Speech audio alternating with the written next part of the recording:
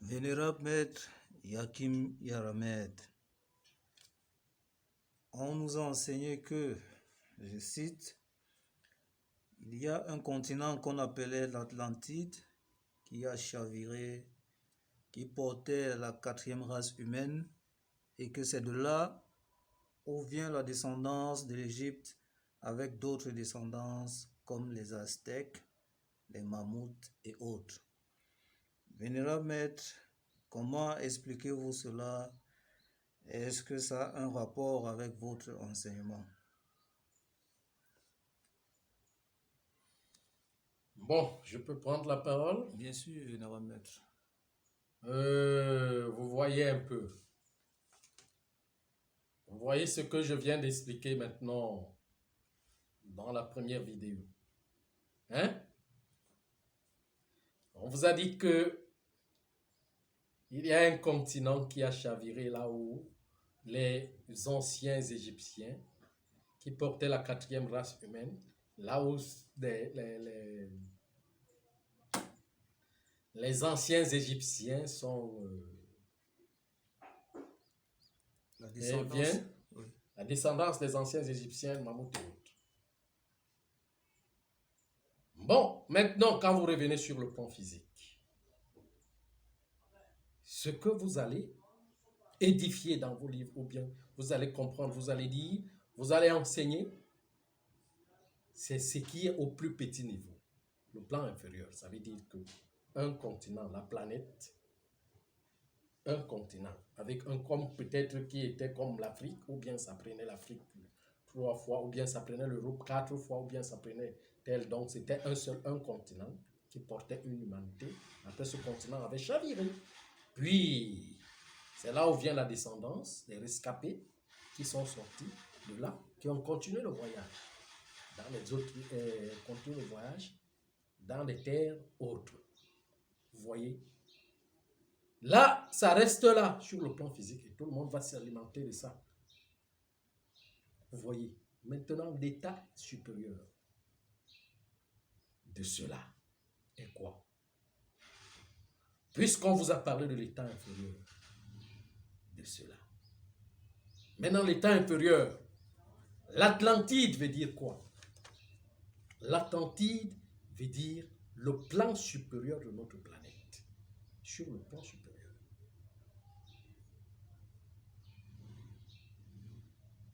Le plan supérieur de notre planète. Quand on dit des Atlants, les Atlants sont nos ancêtres. Celles qui ont donné nos âmes. Dans notre planète, je vous ai dit que la planète, c'est la reine. La reine, c'est le principe féminin. Et sur le plan physique.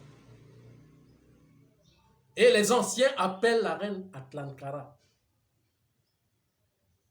L'Atlankara. Donc, sur le plan supérieur, l'Atlantide, la descendance des Égyptiens, des mammouths, des ceci que vous citez, veut dire la descendance de ces piliers qu'on appelle les bâtisseurs. Pour venir matérialiser le reflet de ce qui se trouve dans l'Atlantide, dans le plan supérieur de l'Atlant.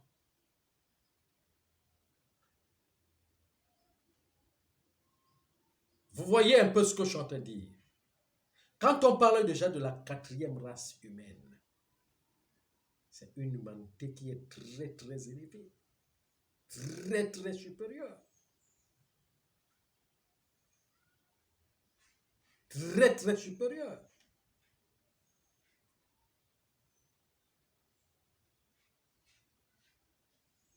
Vous voyez un peu. Si et seulement si on compte l'âge des races dans la création, dans l'évolution, et qu'on commence par notre petite race, donc notre race, l'évolution, le cycle de notre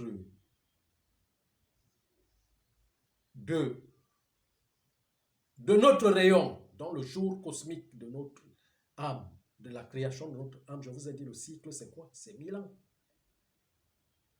Hein? Vous voyez? Donc, quand on parle des 4 races, on parle des, comment je vais dire, des états d'âge, des 4 états de la conscience du développement humain. Les 4 états de la conscience du développement de l'humanité. Auquel le premier cycle est de 1000 ans, le deuxième cycle est de 10 000 ans. C'est pour cela qu'on parle des mammouths. Il y a 10 000 ans. On parle des Égyptiens qui viennent d'il y a 12 000 ans. Hein? C'est une élévation. Le troisième état de la conscience a le cycle, son cycle, c'est 100 000 ans. Et le 4e cycle, c'est 1 million d'années. Qu'on appelle la conscience christique. Pour commencer à explorer le Christ dans l'univers, il faut avoir 1 million d'années. Donc ça ne se compte plus. Ça veut dire que on va vous donner ça sur le volet physique. Vous allez écrire les documents sur le plan physique. Oui, les continents chavirent. Mais quand c'est toute la planète qui est redescendue dans l'eau, on dira que le continent, l'Atlantide a chaviré. Pourquoi? Parce que c'est toute la formation de notre planète qu'on appelle l'Atlantide. Mais l'Atlantide a 2 niveaux. L'Atlantide inférieur, dans les états. Donc, comment je vais dire? Nous, les âmes qui sont de la cour royale, c'est nos ancêtres qu'on appelle les Atlants, les bâtisseurs. Et la descendance de leur enveloppe inférieure qui explique de la descendance égyptienne, qui explique la descendance égyptienne, la descendance des mammouths, la descendance aztèque, auquel on compte des niveaux d'ordre d'âge de conscience.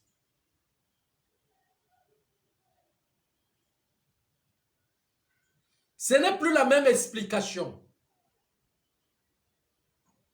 Ça n'entre plus dans ce cadre historique, géographique et autres. Mais considérez qu'il y a 2 mondes. Il y a le monde inférieur et le monde supérieur. Et moi, je ne suis pas venu vous donner les informations du monde inférieur. Je suis venu vous donner les informations du monde supérieur. Donc, toute autre chose. Le volet d'information du monde supérieur. Je ne suis pas encore en train d'enseigner. Parce que pour enseigner, il faut que je quitte totalement ce corps pour reprendre le corps de gloire. Là, on va enseigner avec les niveaux d'énergie, avec les 4 éléments. On appelle ça l'initiation planétaire avec les 4 éléments, où il y a des bouleversements, des tremblements de terre, des orages, quand on parle des 4 éléments, d'initiation avec les 4 éléments, ça veut dire que toute la nature qui bouge, l'eau qui bouge, le sol de la terre qui bouge, le feu qui bouge, les éruptions volcaniques, l'air qui bouge, hein, les orages, les torrents et autres, les tourbillons et autres. C'est ça qu'on appelle l'initiation planétaire avec les 4 éléments. Puis l'Atlantide inférieure doit chavirer.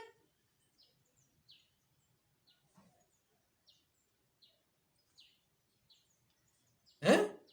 Pour repartir, porter le corps des Atlants. On appelle qui ont le souffle dynamique. On appelle les poumons des poissons. Les poumons des poissons de la ça veut dire que de la dynamicité sur les 4 éléments. qu'on appelle le poisson cosmique.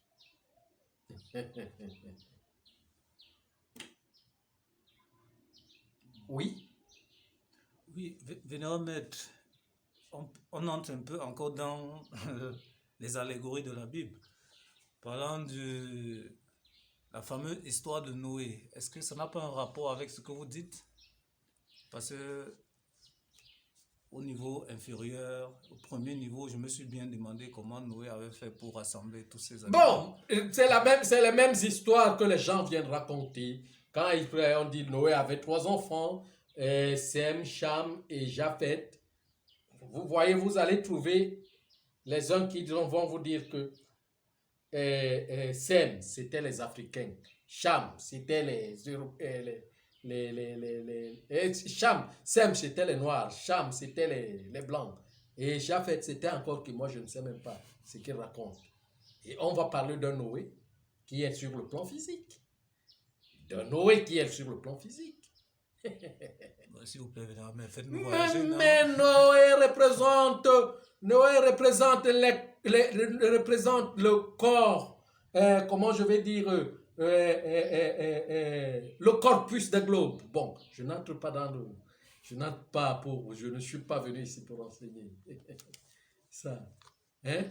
Et l'arche de Noé représente le corps glorieux, corps de gloire, le grand enseignement. Hein? Le grand enseignement, la grande dimension qui reprend les âmes. Parce qu'à la grande dimension, dans la grande dimension, les âmes ne se perdent pas. C'est le corps qui reste en péril, il repart. Mais les âmes restent dans la dynamicité. Mais il faut qu'ils entrent dans les corps qui sont capables de ne pas, pour que la nature ne les absorbe pas. Il faut que les corps dynamiques. Et toutes les espèces représentent quoi dans l'âge de Noé? Toutes les espèces représentent tous des états, comment je peux appeler, les états de tous les règnes. Les états de tous les règnes. Hein? Le glorieux minéral, le glorieux végétal, le glorieux animal, le glorieux humain.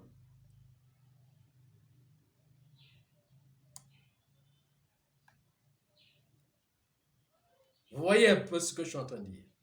Donc c'est ça. Et tous doivent être deux, doublés, mariés. Double. L'âme inférieure et l'âme supérieure qui se marient, qui se croisent, qui doivent faire la fusion. Leur fusion. Vous voyez un peu? Donc c'est ça. Donc je n'expliquerai pas des choses sur le plan formel. Parce que je ne le connais pas. Tous les documents. Si vous m'apportez les documents, vous m'apportez ce que les autres ont dit, je vous expliquerai ça sur le plan supérieur. Mais je ne connais pas l'histoire formaliste qu'on a mis sur le plan physique. Ou quand on dit pain, on tourne de la farine, on trouve du blé, on cultive le blé, on tourne de la farine, on confectionne le pain qu'on doit manger sur le plan physique. Maintenant, quand on va dire pain, en général, dans l'âme, comment ici il est constitué, c'est ça le problème maintenant. Il faut l'expliquer. Il est quoi? Il représente quoi? Parce qu'on ne le verra pas sur le plan physique. On le retrouve dans le vide, qu'on appelle les énergies.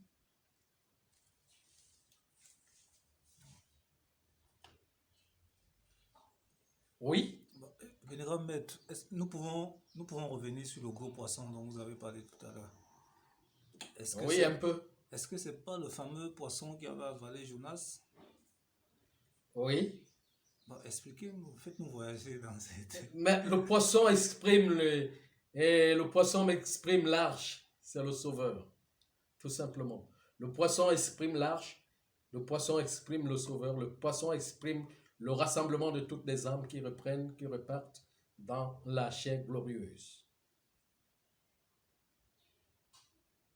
Vous voyez, ce n'est pas le poisson là qui qui est en mer ou bien qui est dans l'eau, dans les rivières, dans les fleuves qu'on doit braiser ou bien préparer pour manger. Non, c'est le petit niveau. Maintenant, quand on dit poisson sur le plan métaphysique, c'est tout autre chose. C'est le même langage, mais ça n'explique pas la même chose. Et certainement, Nénis qui représente La vie éternelle, la vie glorieuse. la vie glorieuse.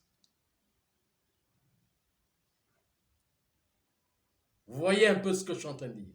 Donc c'est ça. C'est ça. Ça n'a rien à voir avec ce qui est là sur le plan physique. Mais c'est les états de la conscience. Déjà, sur le plan physique, les Égyptiens ont construit le temple avec quoi? Avec la conscience. Avec l'état des réflexions de la matérialisation de ce qu'on a ramené dans le plan supérieur, de la dimension supérieure, pour matérialiser cela sur le plan inférieur. Donc on parle de l'état de la conscience à ces niveaux. Bon, donc quand on vous parle de l'Atlantide, sachez que vous avez déjà suivi toutes ces histoires qui parlent de l'Atlantide dans les documents et autres. Maintenant, il faut aller dans l'état de la conscience pour comprendre ce que c'est que l'Atlantide. D'où vient ce mot? Qu'est-ce que ça explique réellement? Quelle est son histoire réelle? La vérité supradimensionnelle de son histoire. C'est ça, c'est ce que moi, je suis venu vous expliquer. Encore d'autres questions? Non, merci de ne pas mettre.